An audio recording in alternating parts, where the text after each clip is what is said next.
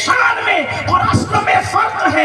جو نشان میں اٹک جاتا ہے وہ اصل تک کبھی نہیں پہنچ پاتا ہے. تو میرے عزیز یہ جلسے نشان وفا ہے, وفا نہیں ہے. جلوس نشان وفا ہے, وفا نہیں ہے. نعتوں کی محفل نشان وفا ہے, مکمل وفا نہیں ہے. تو پھر وفا کیا ہے؟ وفا یہ ہے کہ محبوب جس سے خوش ہوتا ہے وہ کام کرنا شروع کر دو, جس سے ناراض ہوتا ہے وہ کام کرنا چھوڑ دو. اسی کو وفا کہتے ہیں. نعرہ تکبیر, نعرہ رسالت, عظمت رسول. ستاروں کے آگے جہاں اور بھی ہے, ابھی عشق کے انتہا اور بھی ہے. تو شاہی پرواز ہے کام تیرا, تیرے واسطے آسماں اور بھی ہے. اللہ اکبر. ہم نشانیوں میں الجھ گئے, ورنہ مسلمانوں سچی وفا کر کے دیکھو رسول اللہ سے, تو پھر دیکھنا نبی کے لیے دکھ اٹھا کر دیکھو, تکلیفیں اٹھا کر دیکھو, اس میں بھی راحت ملے گی, اس میں بھی برکت ملے گی. یہ کون سا عشق ہے میرے بھائی, یہ کون سی محبت ہے میرے بھائی کہ آج ہمارے موبائل کے اندر جو ہے گندی فلمیں بھی موجود ہے اور رسول اللہ کی نعتوں کا دعویٰ بھی ہے. بتاؤ جو آقا سے عشق کرے گا کیا کبھی وہ گندی فلمیں دیکھ سکتا ہے؟ جو آقا سے عشق کرے گا کیا وہ کسی لڑکی سے ناجائز تعلقات قائم کر سکتا ہے؟ میرے نوجوان اس پر مسکراتے ہیں, یہ بھی کوئی بات ہے. یاد رکھنا اے میری قوم کے جوانوں, سلطان صلاح الدین ایوبی نے کہا تھا کہ کسی قوم کو برباد کرنے کے لیے جب ہتھیار ناکام ہو جائے تو اس قوم کو شراب و شباب کے ذریعے سے تباہ اور برباد کیا جا سکتا ہے. اللہ اکبر. آج میری قوم میں نشہ بھی ہے اور شباب بھی ہے. 17 سال کی عمر میں ہیرو کی نقل کے نام پر لڑکے لڑکیوں سے دوستی کر رہے ہیں, لڑکیاں لڑکوں سے دوستی کر رہی ہے, اور پھر ہم کہتے ہیں وہ ہماری بیٹیاں دوسروں کے ساتھ جا رہی ہے. پہلی بات تو میں اپنے علماء سے سبق سنانے کی نیت سے گزارش کرتا ہوں, یاد رکھنا میڈیا پر یہ باتیں سن کر کہ 4 لاکھ چلی گئی, 40 لاکھ چلی گئی, کوئی متاثر ہونے کی ضرورت نہیں ہے. مجھے اس پر بہت افسوس ہے. اگر کوئی اختلاف کرنا چاہے تو اس کو حق ہوگا, اختلاف رائے کا سب کو حق ہے, میری بات حتمی نہیں ہے. لیکن اگر عقل کے ترازو پر اترتی ہے تو اس پہ غور کرنا. 40 لاکھ بھاگ گئی, ہمارے اسٹیج سے کیوں کہتے ہو؟ میڈیا والوں سے سن کے کیوں کہتے ہیں 40 لاکھ؟ کیا ثبوت ہے تمہارے پاس 40 لاکھ بھاگ گئی؟ کیا ثبوت ہے؟ ارے اگر میڈیا چاند کا اعلان کر دے تو ہم چاند کی بات اس پر نہیں مانتے, چاند کے آنے کی بات نہیں مانتے, لڑکیوں کے جانے کی بات تم نے کیسے مان لیا؟ اور میں ایک بات کہتا ہوں, واللہ آج بھی میری مسلمان بیٹیوں میں اتنی حیا اور غیرت موجود ہے کہ اوروں کی ماں کے پاس بھی اتنی غیرت نہیں ہے جتنی مسلم بیٹیوں کے پاس غیرت اور حیا موجود ہے. اس لیے کہ ہمارے عقیدے میں بیٹی برتن جھاڑو کرنے والی کا نام نہیں ہے. ہمارے عقیدے میں بیٹی یا تو سیدہ زینب کو کہتے ہیں, یا تو سیدہ فاطمہ کو کہتے ہیں, یا تو عائشہ صدیقہ کو کہتے ہیں. جب بیٹے کٹ جاتے ہیں تو مدینے کا لوٹا ہوا قافلہ حفاظت کے ساتھ اگر کوئی مدینے پہنچاتی ہے تو وہ کوئی بیٹا نہیں ہے, وہ مسلمان کے گھر میں علی کی بیٹی ہے جسے سیدہ زینب.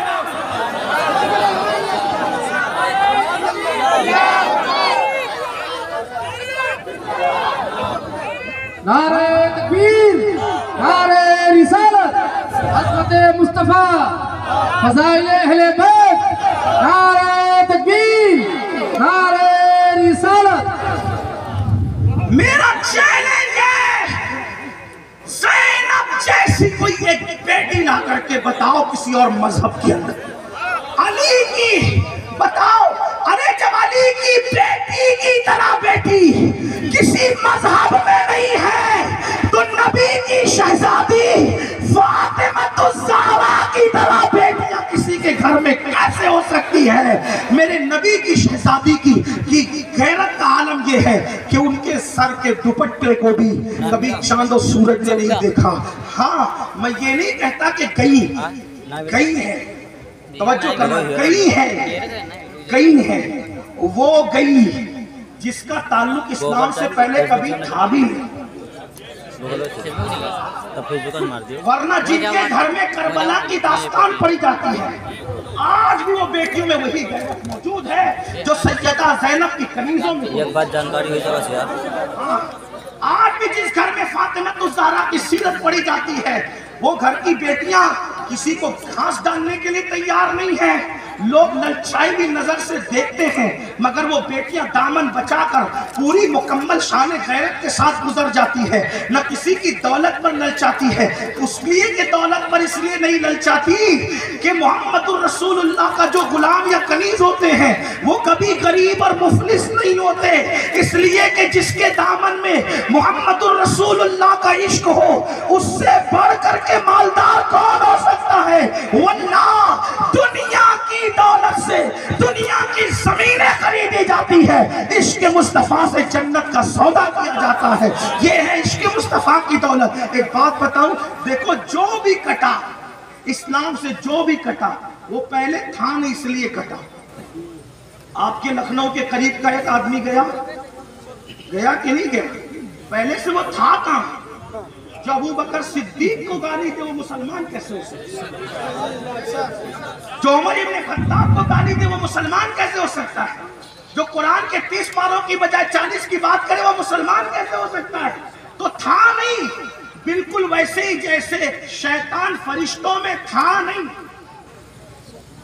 شیطان فرشتوں میں تھا نہیں، فرشتوں میں چھپا ہوا تھا، تو اللہ نے آدم کو پیدا کر کے اس کو بے نقاب کر دیا۔ ٹھیک ویسے ہی جو مسلمان تھے نہیں، مسلمانوں کی صف میں تھے، اللہ نے آزمائش پیدا کر کے ان کو بے نقاب کر دیا۔ اور دیکھ لو اگر کوئی جانے کا ارادہ رکھتا ہے تو دیکھ لو نبی سے کیا پھرا، کتے سے بھی بدترین زندگی ہو گئی ہے، بھیک مانگ رہا ہے تو بھیک نہیں ملتی۔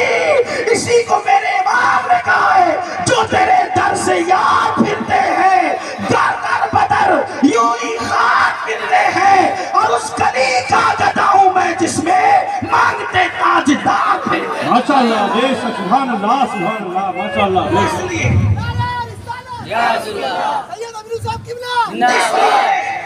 دین کا دامن پکڑ کے رکھو۔ اور آخری بات سمیٹتے ہوئے، آخری بات کہ اگر لڑکیوں کے جانے پر آپ کو دکھ ہے تو اس کا حل درد بھری تقریریں نہیں بلکہ آپ کے پاس ہے۔ دو باتیں عرض کروں گا، بات ختم کروں گی۔ بچیاں 35 سال کی ہو جاتی ہیں، ان کو رشتے نہیں آتے۔ اب ان کو رشتے نہیں آئیں گے، کوئی شریف ہوگی سیدہ زینب کی کنیز، وہ تو گھٹ گھٹ کے جی لے گی، لیکن تھوڑی بھی چنچل اور بے باکی رہی سیریلوں کی وجہ سے، باہر کے ماحول کی وجہ سے، کیا کرے گی؟ کیا کرے گی؟ کوئی دوسرا راستہ نہیں اختیار کر لے گی؟ ذمہ دار کون؟ خو کرے حمد سے تھوڑا سا گلا بھی سن لے، ذمہ دار کون؟ ہم ہیں۔ اہل منبر سے لے کر زمین پہ بیٹھے ہوئے لوگ تک سب ذمہ دار ہیں۔ کیوں؟ اس لیے کہ ہم نے ایسی ایسی ظالم رسمیں ایجاد کر رکھی ہیں۔ شادی کے نام پر جہیز چاہیے، بائک چاہیے، کاریں چاہیے، بھیک مانگتے ہو جہیز کے نام پہ، شرم نہیں آتی؟ اور اس کو نام دے رکھا ہے سنت رسول کا۔ جہیز نہ کبھی سنت تھا، نہ ہے، اور نہ ہو سکتا۔ جن لوگوں نے فہرستیں بنائی ہے وہ فہرست صحیح ہے، لیکن میں اس کی وضاحت چونکہ ٹائم کا میں نہیں کر پاؤں گا، صرف اشارہ دے کے گزروں گا، جس کو بات کرنا ہے مجھ سے بات کریں۔ جو جہیز فاطمہ الزہرا کی فہرست ہے وہ صحیح ہے، لیکن وہ جہیز فاطمہ نہیں ہے، وہ جہیز فاطمہ نہیں ہے۔ بات یہ ہے کہ جتنے بھی برتن، چٹائیاں، چکی، سامان دیا ہے حضور نے فاطمہ الزہرا کو نہیں دیا، حضور نے اپنے بھائی مولا کائنات کو دیا۔ اور کیوں دیا؟ اس کی وجہ یہ ہے حضرت ابو طالب کثیر العیال تھے. حضرت ابو طالب کی کثیر العیالی کو دیکھتے ہوئے رسول اللہ نے اپنے چچا حضرت عباس سے کہا کہ چچا میرے دوسرے چچا کی اولاد زیادہ ہے, غربت تنگ دستی ہے, ان کے بچے ہم لے لیتے ہیں, پرورش ہم کر لیں گے, چچا کا بوجھ ختم ہو جائے گا. حضرت عباس اور رسول اللہ چلے تو حضرت ابو طالب نے کہا طالب کو میں لے لوں گا. جعفر کو حضرت عباس نے لے لیا اور علی مرتضی رسول اللہ کے پاس آ گئے. تو چھوٹی سی عمر میں مولائے کائنات رسول اللہ کی گود میں آ گئے. کھلانے کا شعور رسول اللہ نے دیا, پڑھایا رسول اللہ نے, پینے کا شعور رسول اللہ نے دیا. علی مرتضی بیٹے کی شکل میں نبی کے گھر میں پرورش پاتے رہے. مولا علی کا خود کا گھر نہیں تھا. اب مولا علی کی شادی کی ذمہ داری کس کی تھی؟ توجہ کرنا, کس کی تھی؟ جس گھر میں پلے تھے اسی کی تھی. مولا علی کا گھر نہیں تھا. گھر دلانے کی ذمہ داری کس کی تھی؟ جس کے گھر میں پلے تھے اسی کی تھی. گھر میں سامان کا انتظام کرنے کی ذمہ داری کس کی تھی؟ جس کے گھر میں پلے تھے اسی کی تھی. تو ارے نادان, اگر بفرض محال مولا علی کا نکاح سیدہ فاطمہ کے ساتھ نہ بھی ہوتا, کسی اور گھرانے میں بھی ہوتا, تو بولو گھر اور گھر کا انتظام کس نے کرنا تھا؟ جس نے کھلایا تھا, پلایا تھا, پالا تھا, پوسا تھا, اسی نے کرنا تھا. تو یاد رکھیں سیدہ فاطمہ الزہرا کے ساتھ نکاح ہوا, یہ علی مرتضیٰ کا مقدر ہے. تو حضور علیہ السلام نے بیٹی کو جہیز نہیں دیا تھا, بلکہ بھائی کے لیے گھر کے کھانا زاد کا انتظام فرمایا تھا, گھر کے کھانا داری کا انتظام فرمایا تھا. لوگوں کو مبارک ہوا, بیٹی کو دیا. آپ سے پوچھتا ہوں, رسول اللہ کے صحابہ میرے اور آپ کی طرح نہیں تھے کہ میٹھا میٹھا ہپ ہپ کڑوا کڑوا تو ایسا نہیں. حضور کو وہ جو کرتے دیکھتے تھے وہی کرتے تھے. اگر حضور دیکھ کے آسمان کی طرف مسکرا بھی دے تو صحابہ بھی مسکراتے. حضور اگر ہڈی چوسے تو صحابہ بھی ہڈی چوستے تھے. اگر امامے کا شملہ درخت میں الجھ جائے تو وہ بھی الجھا دیتے تھے تاکہ حضور کی سنت پہ عمل ہو جائے. اب آپ سے پوچھتا ہوں, اگر آپ کہتے ہو کہ حضور نے سیدہ فاطمہ کو جہیز دیا, اگر آپ کہتے ہو رسول اللہ نے سیدہ فاطمہ کو جہیز دیا, تو آپ کی ذمہ داری ہوگی یہ بتانے کی کہ صدیق اکبر نے پھر اپنی بیٹی کو جہیز دیا. جس مولا علی نے جہیز دیا اس مولا علی کی بیٹیاں تھی, سیدہ زینب تھی, ام کلثوم تھی. تو مولا علی نے بیٹی کی شادی کے وقت کتنا جہیز دیا, ام کلثوم کے نکاح کے وقت کتنا جہیز دیا. لینے والا جہیز نہیں دے رہا ہے, اور آپ کو 1400 سال کے بعد حضور کی سنت جہیز کی شکل میں یاد آ رہی ہے. داڑھی کی سنت یاد نہیں آتی, تہجد کی سنت یاد نہیں آتی, ایک پر پتھر باندھنے کی سنت یاد نہیں آتی, خود بھوکا رہ کر دوسروں کو کھلانے کی سنت یاد نہیں آتی, خود چادر اتار کر پیٹھ کو ننگی کر کے دوسروں کو چادر اڑانے کی سنت یاد نہیں آتی. شادی کے وقت جہیز کی سنت, وہ بھی اتنی کمزور روایت ہے. کہاں چلی, کہاں بتائیے؟ وہ بھی اتنی کمزور روایت ہے. جہیز کے نام سے یاد آتی ہے. اگر مسلمان اپنے معاشرے سے جہیز کا خاتمہ کرے تو بیٹیاں جو بے پردہ اور دوسروں کا ہاتھ پکڑ کے جا رہی ہے, ہم اس پہ کنٹرول کر سکتے ہیں, بالکل کنٹرول کر سکتے ہیں. لیکن آپ سے پوچھنا چاہتا ہوں, کتنے نوجوان ہیں جو رسول اللہ کا دل رکھنے کے لیے, حضور کو خوش کرنے کے لیے یہ عہد کریں گے کہ اگر میری شادی ہوئی تو میں صرف دلہن لاؤں گا, دلہن, اور دلہن کے علاوہ ایک تار نہیں لاؤں گا. اگر سسر دینا بھی چاہے گا تو کہا مجھے جب دینا اپنی بیٹی کو بعد میں دینا, لیکن میں شادی کے موقع پہ نہیں لوں گا, کیونکہ کسی نے رسم شروع کی تو ہم یہاں تک پہنچے. اب کوئی ختم کرنے کے لیے کھڑا ہوگا تو پھر انشاءاللہ سلسلہ آگے بڑھے گا. بتاؤ حضور کا دل خوش کرنے کے لیے ہے کوئی جیالا جو یہ کہے کہ میں صرف دلہن لاؤں گا اور کچھ نہیں لاؤں گا؟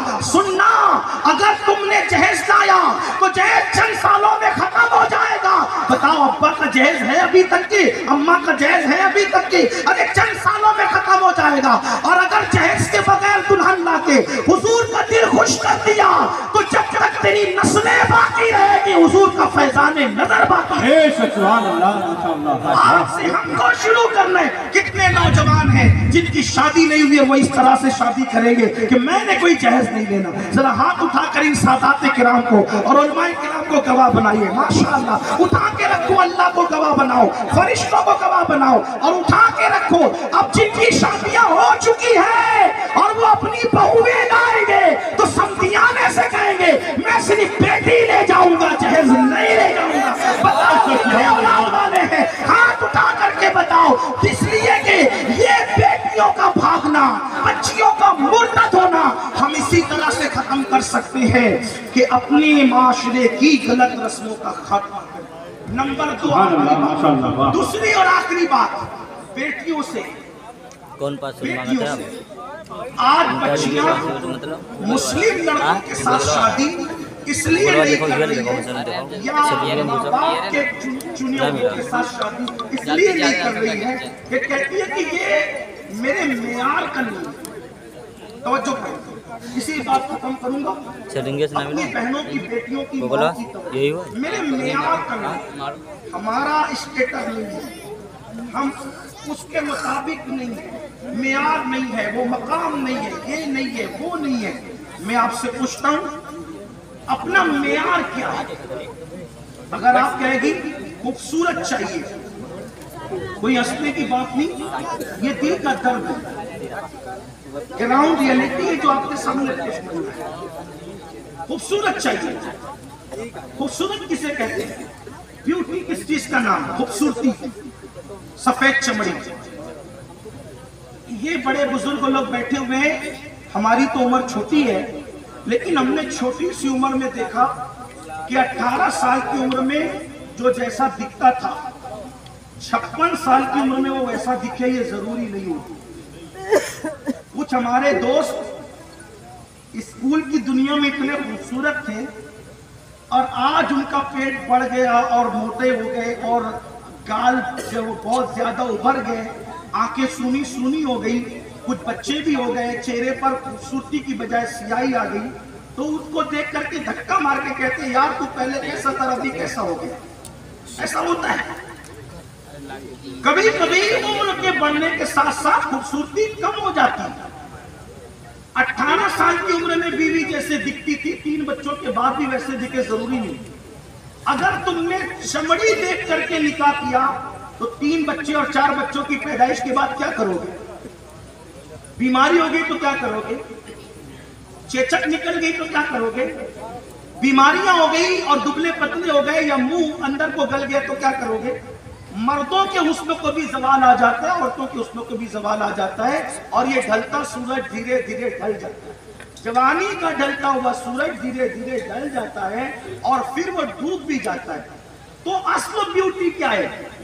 بیوٹی سفید چمڑی کا نام نہیں۔ اگر سفید چمڑی کا نام بیوٹی ہوتا تو برطانیہ اور امریکہ کے گورے یہ بہت خوبصورت کہلاتے، لیکن ایسا نہیں ہے۔ نمبر 2، پھر کیا تو کہا میری جو ڈگری ہے وہ ڈگری اس کے پاس نہیں ہے۔ میں ڈاکٹر ہوں تو مجھے ڈاکٹر چاہیے، میں ٹیچر ہوں مجھے ٹیچر چاہیے، میں یہ ہوں تو وہ چاہیے۔ دیکھو کوئی معیار مت رکھو، قرآن اور حدیث نے جو معیار مقرر کیا ہے وہ معیار۔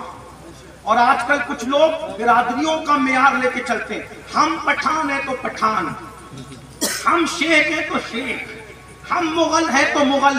بات بری لگے تو معاف کرنا، کون سے پٹھان، کون سے شیخ اور کون سے مغل؟ اللہ کے رسول کا فرمان ہے کلکم من آدم وآدم من تراب، تم سب آدم سے پیدا کیے گئے ہو اور اللہ نے آدم کو مٹی سے پیدا کیا ہے۔ کیا برادریوں کا گھمنڈ تمہارے سر پہ سوار ہے؟ کوئی برادری نہیں۔ بندے علامہ جامی کہتے ہیں بندے عشق شدی در کے نسب کل جامی کہ فلاں ابن فلاں ابن فلاں چیزیں نیست اے جامی، نسب کو چھوڑ اور محمد کی غلامی اختیار کر لے۔ اس کا بیٹا کہلانا اور بات ہے اور نبی کا غلام کہلانا اور بات ہے۔ سبحان اللہ، سبحان اللہ۔ ہمارا تعارف یہ ہے کہ ہم نبی کے غلام ہیں، اس سے بڑھ کر ہمارا کوئی معیار نہیں ہے۔ تو اس کا مطلب کیا ہے؟ بیٹیوں کو بھی یہ نصیحت ہے، کالے رنگ کا ہو، ان پڑھ ہو، کیسا ہو، مگر ہے رسول اللہ کا عاشق، ہماری مراد پوری ہو۔ اور آپ کو بھی کہتا ہوں سب گوری ڈھونڈیں گے تو سانولے رنگ والوں کو کون لکھتے؟ ایک بات میں اللہ کے ٹائم ختم ہوا، ایک بات خوبصورت یاد ہے۔ ہارون رشید کے دربار میں کنیزیں تھی، ہارون رشید کے دربار میں کنیزیں، کالی بھی تھی گوری بھی تھی، کالی گوری دونوں کنیزیں تھی۔ اللہ اکبر۔ تو دونوں میں مناظرہ ہوا، کالی کنیزیں کہتی تھی ہم خوبصورت ہیں गोरी कहती थी हम खूबसूरत। अब मेयार क्या खूबसूरती का, तो काली कनीज ने कहा गोरी कनीज से कि बहन तेरा गोरा रंग अगर थोड़ा सा निकाल कर मेरे चेहरे पर रख दिया जाए, तवज्जो की, अगर तेरा गोरा रंग मेरे चेहरे पर थोड़ा सा रख दिया जाए तो लोग कहेंगे कि इसको बर्स हो गया, सफेद दाग हो गया। खूबसूरती होगी कि ऐब होगा? तो ऐब होगा, सफेद दाग तो ऐब ही होता है और अच्छे लोगों को नहीं होता। अल्लाह हमारी हिफाजत करे। जब से सुना है कि शिमर को सफेद दाग था, मैं अल्लाह से दुआ करता हूँ कि अल्लाह हमारी नस्लों को न दे। हाँ, अगर किसी को है तो अल्लाह उसको शिफा दे। तो उसने कहा तेरा गोरा रंग अगर मेरे चेहरे पर आ जाए तो मुझे लोग कहेंगे कि बर्स हो गया, सफेद दाग हो गया। और कहा मेरा काला रंग तेरे गोरे गोरे चेहरे पे थोड़ा सा रख दिया जाए तो कब तेरे हुस्न में इजाफा होगा। लोग कहेंगे दिल कितना खूबसूरत लग रहा है, दिल कितना खूबसूरत लग रहा है। अब बता कि काला रंग बेहतर है कि गोरा रंग बेहतर है, तो पता चला रंग असल नहीं है, दिल की क्वालिटी असल है। इसलिए आपसे कहता हूं मेयार है किरदार, इश्क मुस्तफा नबी से वफा। अब वो जो एंड करना चाहता था इस पे करना चाहता था। एक मर्तबा रसूलुल्लाह के ऐसे ही रंग के एक सहाबी जिनका रंग पक्का था। आजकल औरतें भी बहुत मालदार घराने ढूंढती है, मेरी बिटिया का निकाह वहां हो, बहुत मालदार हो, ठीक है अच्छी बात है, लेकिन सिर्फ माल ना देखो। आजकल तो नचनिए भी माल कमा लेते हैं, गवैये भी माल कमा लेते हैं, टुकटुकी बजा करके मदारी लोग भी माल कमा लेते हैं। किस माल के पीछे भाग? शराफत देखो, शराफत, इश्क रसूल देखो, वफा देखो, मजहब व मसलक देखो, दीनदारी देखो। अल्लाह के रसूल के पक्के रंग के सहाबी, काला तो नहीं कहता क्योंकि मेरा मसलक मुकम्मल अदब है, मेरा मजहब दीन कुल्लुहु अदब, दीन मुकम्मल अदब का। तो पक्के रंग के सहाबी थे, बिलाली रंग कह ले उनको। हुजूर की आदत करीमा थी कि जब वो रसूलुल्लाह की बारगाह में आते तो हुजूर उनसे मजाक करते। हुजूर, अब आप सोचिए हुजूर मजाक करते थे? मैंने कहा हाँ, हुजूर बहुत मुस्कुराने वाले थे और सहाबा से अपनी शान के मुताबिक मजाक भी करते थे। ये मुंह लटकाकर बैठने का तकवा, आर्टिफिशियल तकवा, ये हमारी 14वीं सदी में इजाद हुआ है। ये हमारी 14वीं सदी में इजाद हुआ है, वरना हुजूर से ज्यादा खुश मिजाज कोई नहीं था। मेरे इमाम कहते जिसकी तस्कीर से रोते हुए हंस पड़े उस तबस्सुम की आदत पे लाखों सलाम। हंसते भी थे और हंसाते भी थे। आज भी माशाअल्लाह ऐसे बुजुर्ग हमारे यहाँ मौजूद है, जैसे हजरत अल्लामा पीर खलीक अशरफ साहब है।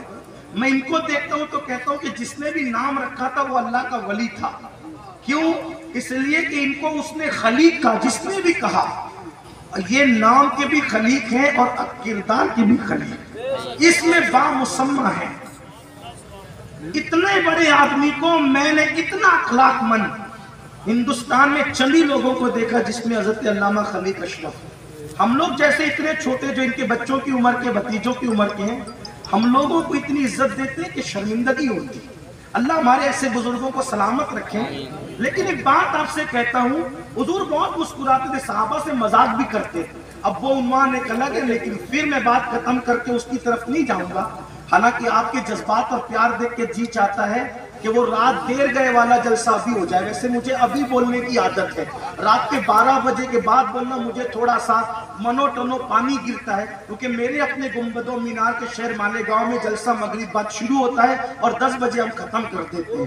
और माशाअल्लाह लोग ऐसे ही बैठते हैं जैसे आप बैठे, बिल्कुल होशियार, चाक चौबंद सुनने वाले। लेकिन बहरहाल अल्लामा का हुक्म है तो मैं बात खत्म भी करूंगा और वहां भी जाऊंगा। लेकिन मुझे ये महफिल ज्यादा अच्छी लग रही है क्योंकि सब लोग बिल्कुल फ्रेश है माशाअल्लाह, सब बिल्कुल एक्टिव हैं, टेंशन है। अल्लाह आप सबको सलामत रखे। लोग कहते हैं मौलाना यूपी में मगरिब बाद जलसे नहीं सज सकते। मैंने कहा ये नहीं सजा, ये यूपी नहीं है क्या?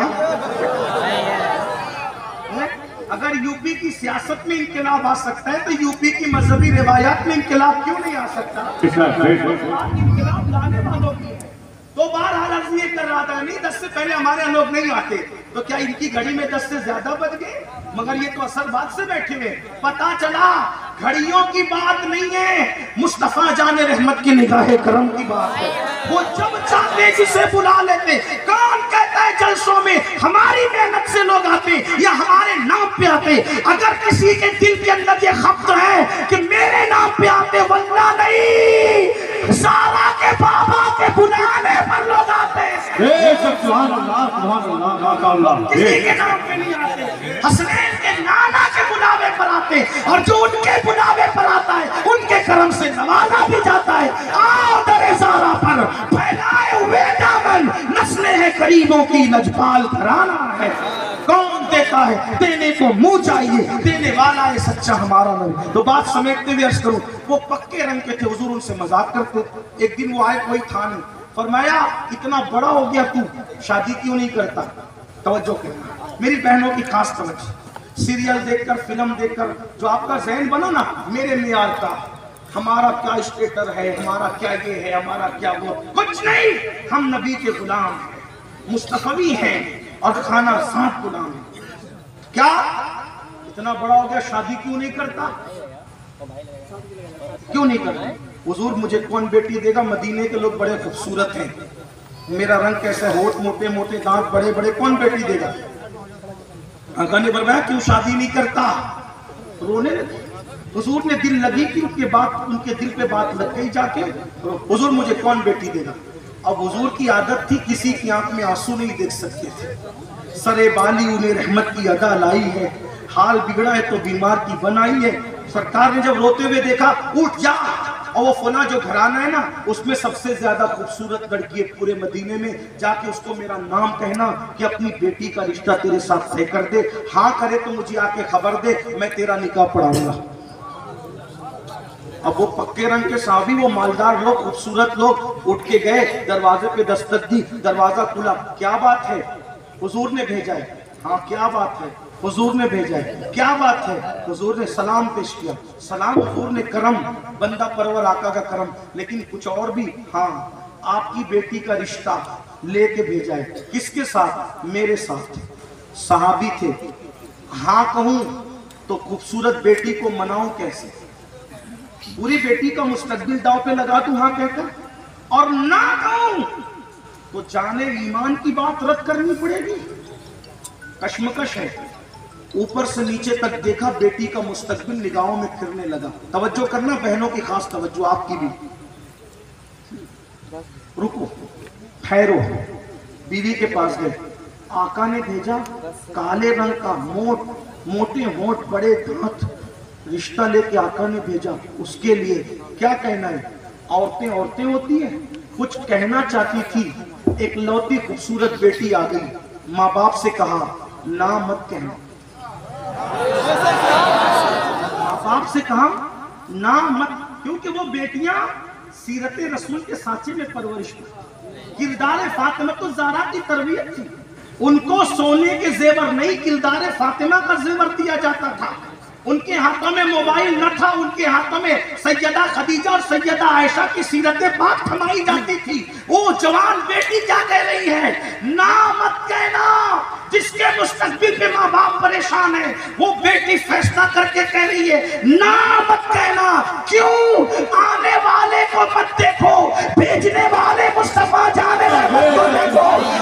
میں کتنی خوش نصیب ہوں، کسی کی بیٹی کا رشتہ باپ طے کرتا ہے، ماں طے کرتی ہے، دادا دادی طے کرتے ہیں. میں کتنی خوش نصیب ہوں کہ میرا رشتہ اللہ کے محبوب نے طے کیا. اللہ اکبر. میں ہر کڑوا گھوٹ پی لوں گی، بیٹی اس کا خود کا گھر نہیں ہے، رہ لوں گی. کھانے کے مسائل ہوں گے، حضور کی خوشی کے لیے ہر دکھ سہ لوں گی. جاؤ ہاں کہہ دو. وہ خوشی خوشی نکلے، ایمان بھی بچا، بیٹی بھی خوش. جاؤ ہاں، ہم نے یس کر دیا. جیسی وہ گئے، نکاح ہوا. نکاح کے بعد کیا ہوا پتہ ہے؟ حضور نے فرمایا بیٹی تو نے میری وجہ سے کتنا بڑا فیصلہ کیا، جا اللہ تجھے خوش رکھے. توجہ کر. حضور کی نظر اٹھ جائے تو تقدیریں بدل جاتی ہیں. وہ جس کو دعا دے دے تو پھر مقدر کیا ہے؟ عنایت کا جوڑا، اجابت کا صحرا، दुल्हन बन के निकली, दुआएं मोहम्मद इजाबत में झुककर गले से लगाया, बड़ी नाज से जब दुआएं मोहम्मद, कहा बेटी अल्लाह तुझे खुश रखे। जानते हैं हुजूर ने दुआ दे दी, अल्लाह तुझे खुश रखे। वो जिसको कहते अल्लाह खुश रखे, फिर दुनिया में भी खुशी और आखिरत में भी खुशी। चंद ही दिन में हुजूर की दुआ की बरकत थी, खुद का मकान हुआ, खुद का कारोबार हुआ। सहाबियात आपस में बैठ के बातें करती थी कि पूरे मदीने में सबसे ज्यादा अगर कोई पैसों को खर्च करता है, उड़ाता है, तो वही बेटी है जिसने रसूलुल्लाह की खुशी के लिए एक गरीब बेसरो सामान के साथ निकाह कर लिया था। इतनी मालदार हो गई थी चंद ही दिनों के अंदर। मैं अपनी बहनों से कहता हूँ, अगर हुजूर की खुशी के लिए गरीब के साथ बिया कर लोगी, आबरू का तहफ्फुज कर लोगी, तो हुजूर आज भी तो जिंदा है, आज भी तो हयात है, आज भी तो देख रहे हैं, आज भी तो शाहिद है, आज भी तो मंजर उनकी निगाहों के सामने है, आज भी तो जान से ज्यादा करीब है। अगर कौम की बेटियां गरीबों के साथ, काले रंग के लड़कों के साथ और बहुत ज्यादा खूबसूरत न होने पर भी निबाह कर ले, तो हुजूर उनके सर पे हाथ रखकर उनको भी कहेंगे खुश रहो, फिर वो यहाँ भी खुश रहेगी, वहाँ भी खुश रहेगी। और अगर हुजूर को छोड़ के गई तो जो तेरे दर से यार फिरते हैं, क्या हाल हुआ तस्लीमा नसरीन का, क्या हाल हुआ XYZ का। याद रखना, जो लोग अल्लाह रसूल के वफादार न हुए, अगर उनका हाथ पकड़ के जाओगी, ये धोखेबाज लोग फूलों का रस चूस कर जैसे भौरा गायब हो जाता है, वैसे तुम्हारी जवानी का रस चूस कर ऐसे मुंह फेरेंगे, ना दुनिया की रहोगी ना आखिरत की रहोगी। इसलिए ईमान बचाओ। और इस इख्तिताम पे कह दूं, अगर आबरू बचाकर घर में बगैर शादीशुदा बैठना पड़े तो बैठ जाना, लेकिन मोहम्मदुर रसूलुल्लाह का दामन छोड़कर आपको कहीं जाने की जरूरत नहीं। ये दुनिया है मेरी बहन, ये दुनिया है। इस दुनिया के अंदर कौन जीता है कौन मरता है, आह को चाहिए एक उम्र असर होने तक, कौन जीता है तेरी जुल्फ की शब होने तक। इसलिए मेरी गुजारिश है कि कौम की बेटियां आबरू बचाएं, इज्जत बचाएं, सब्र से काम लें, उम्र कितनी हो जाए।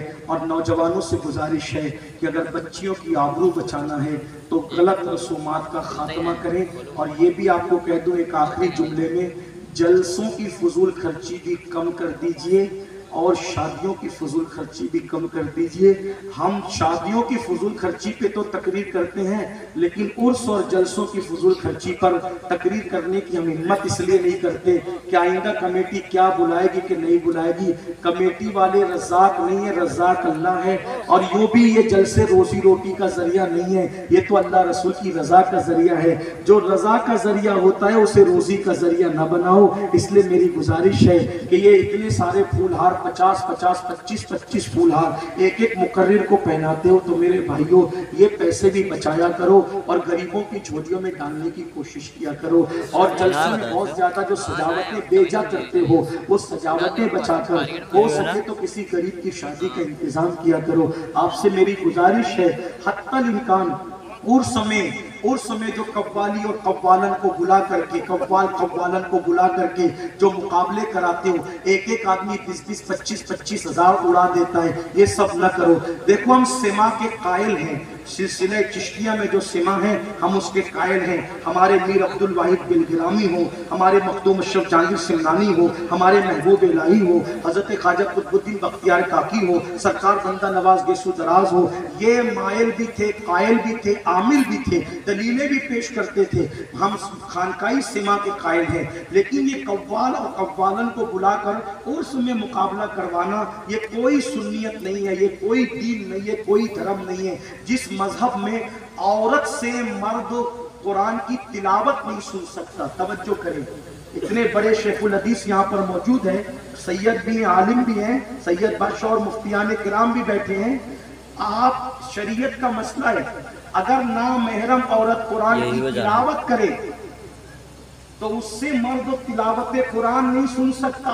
तो जिस मजहब में औरत की आवाज में तिलावत नहीं सुनी जा सकती, उस मजहब में उर्स के मौके पर औरत की आवाज में कव्वाली सुनना कैसे जायज हो सकता है?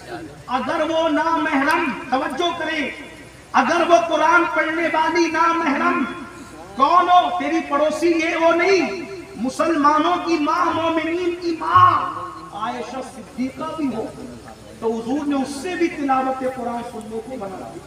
مشہور حدیث ہے، ایک مرتبہ ام المومنین تلاوت قرآن کر رہی تھی، اچانک جذب کے عالم میں، کیفیت کے عالم میں آواز تلاوت کی بلند ہو گئی۔ ایک صحابی سنتے کھڑے رہ گئے، اماں جان تلاوت کر رہی ہے، اماں مومنوں کی صحابی ہیں، صحابی حضور کا ہر صحابی کیسا متقی تھا، غوث قطب اور اقطاب وہاں تک نہیں پہنچ سکتے جہاں صحابہ پہنچے ہیں۔ صحابہ کا مقام یہ ہے، اللہ اکبر، تلاوت سننے کے لیے کھڑے ہو گئے۔ فاروق اعظم گزرے، فاروق اعظم تھے، دیکھا تلاوت سن رہے اماں عائشہ کی دیوار سے کھڑے ہو کر، اماں اندر تلاوت کر رہے، اماں کو خبر بھی نہیں، بظاہر تلاوت۔ فاروق اعظم سے یہاں کیا کر رہے ہو؟ اماں جان کتنی اچھی تلاوت کر رہی، سینے میں مکہ مار کے کہا عورتوں سے تلاوت سنتا ہے، چل یہاں سے۔ اب وہ روتے ہوئے گئے، اللہ کے رسول سے عرض کیا، حضور میں اماں جان سے تلاوت سن رہا تھا اور یہ انہوں نے آ کر کے مار دیا۔ اللہ کے رسول سے عرض کیا، آقا یہ عورت سے اماں جان سے تلاوت سن رہا تھا۔ سرکار نے فرمایا عورتوں سے تلاوت نہ سننا، اور پھر فرمایا عائشہ اپنی آواز کو پست کرو، تلاوت میں آواز اتنی بلند مت کرو کہ گھر سے باہر آواز نکلے۔ ام المومنین جیسی خاتون سے تلاوت سننے کو فاروق اعظم نے روک دیا، اور ہم عرس کے موقع پہ قوالی اور قوالن کا مقابلہ کریں، پھر یہ قوم تباہ نہیں ہوگی تو کیا ہوگا؟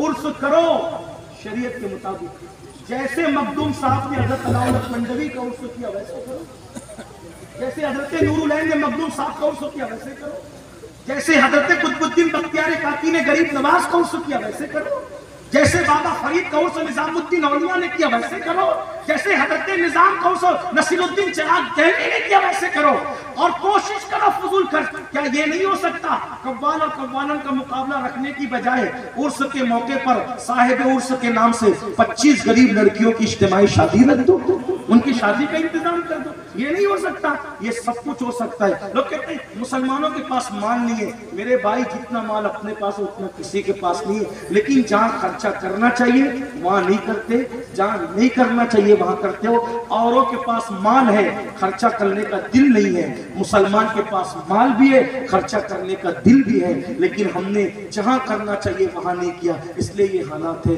اللہ ہم سب کو توفیق عطا فرمائے، گفتگو کے درمیان کوئی غلطی ہو تو اللہ معاف فرمائے۔ یا نبی سلام